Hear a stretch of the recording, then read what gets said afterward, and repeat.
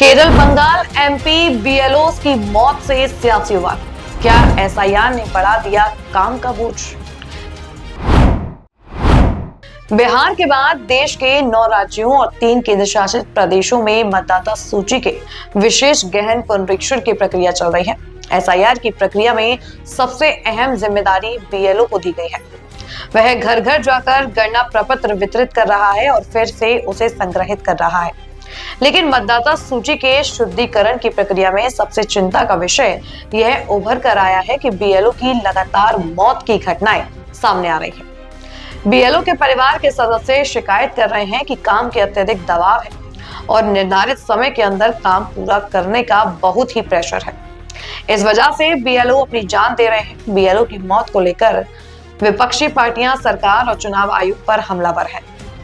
पश्चिम बंगाल की मुख्यमंत्री और तृणमूल कांग्रेस सुप्रीमो ममता बनर्जी ने चुनाव आयोग को पत्र लिखकर एसआईआर की प्रक्रिया स्थगित करने की मांग की है। ममता बनर्जी का आरोप है कि 3 साल की प्रक्रिया 3 महीने में पूरा करने के लिए चुनाव आयोग का दबाव बन रहा है।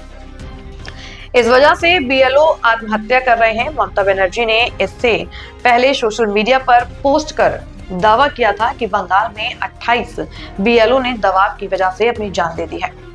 बंगाल में फिर एक बीएलओ ने जान दी। शनिवार को पश्चिम बंगाल के कृष्णनगर जिले में एक और महिला बीएलओ ने आत्महत्या कर ली है। टीएमसी की ओर से जारी बयान में कहा गया है कि मृतक का नाम रिंकू तरफदार है। वो चोपड़ा के बंगालजी स्वामी विवेकानंद विद्या मंदिर में पार्ट टाइम टीचर थी और चोपड़ा 2 पंचायत के बूथ नंबर 201 की बीएलओ थी।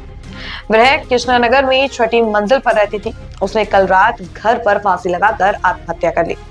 आज सुबह शव बरामद किया गया। उसने अपने सुसाइड नोट में एसआईआर प्रक्रिया की दबाव को मौत का कारण बताया। इस बीच ममता बनर्जी की सरकार ने ऐलान किया कि पश्चिम बंगाल सरकार मृत बीएलओ के परिवार को 2-2 लाख रुपए का मुआवजा देने के तौर पर देगी और जो बीएलओ काम करने के दौरान बीमार पड़ जाते हैं उन्हें 1 लाख रुपए दिए जाएंगे।